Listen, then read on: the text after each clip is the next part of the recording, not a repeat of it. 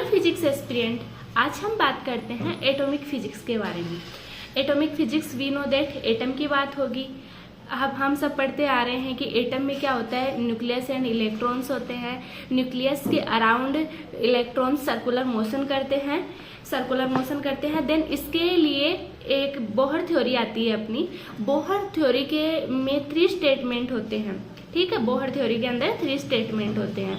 First of all, जो electron होता है वो न्यूक्लियस के अराउंड चक्कर लगाता है, वी नो दैट, ओके। तो ये क्या होता है, कूलाम्ब अट्रैक्शन फोर्स यहाँ पे लगता है, कूलाम्ब अट्रैक्शन फोर्स। अब ये कूलाम्ब अट्रैक्शन फोर्स किसके कारण लगता है, सेंट्रीपिटल फोर्स के कारण लगता है। ये दोनों फोर्स जब लगते हैं ना, सेंट्रीपिटल फोर्स और कूलाम्ब अट्रैक्शन फोर्स, ये क्या करते हैं, जो न्यूक्लियस के अराउंड जब इलेक्ट्रॉन चक्कर लगाता है तो उसको ये बैलेंस रखता है ना। ये बैलेंस रखता है, वो कंटिन्यू वो चक्कर लगाता रहता है वहां पे जब तक कि ये दोनों फोर्स बैलेंस हैं, ओके। तो हम कह सकते हैं कि ये जो प्रोवाइड करता है सेंट्रीपिटल फोर्स, ये किसके लिए प्रोवाइड करता है, ये सर्कुलर मोशन के लिए प्रोवाइड करता है। तो यहाँ से एक फॉर्मूला निकल के आता है, mv square upon R N is equal to kz square upon R, ठीक है। फर्स्ट ऑफ ऑल ये स्टेटमेंट था। सेकंड स्टेटमेंट ये है कि ये जो इलेक्ट्रॉन होता है, second statement, according to second statement, कि इलेक्ट्रॉन जो होता है वो पर्टिकुलर ऑर्बिट के अंदर रिवॉल्व करता है, ओके।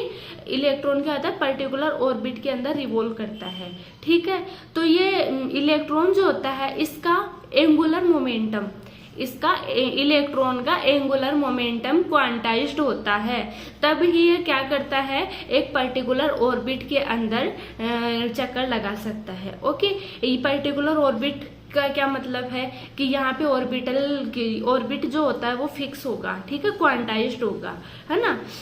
जैसे कि यहाँ L is equal to N H cut, है ना, एच क्रॉस, कुछ भी बोल सकते हो आप।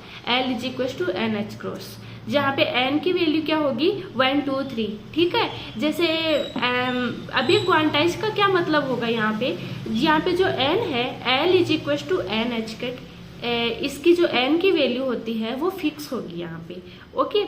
3 स्टेटमेंट क्या है बोहर के अकॉर्डिंग, 3 स्टेटमेंट ये है कि इलेक्ट्रॉन जो होगा वो एक ऑर्बिट से दूसरे ऑर्बिट में जब जाता है, इलेक्ट्रॉन जब एक ऑर्बिट से दूसरे ऑर्बिट में जब जाता है तो वो क्या करेगा, एनर्जी रेडिएट करेगा, ठीक है, या फिर एक फोटोन इमिट करेगा, ऐसे भी बोल सकते हैं हम।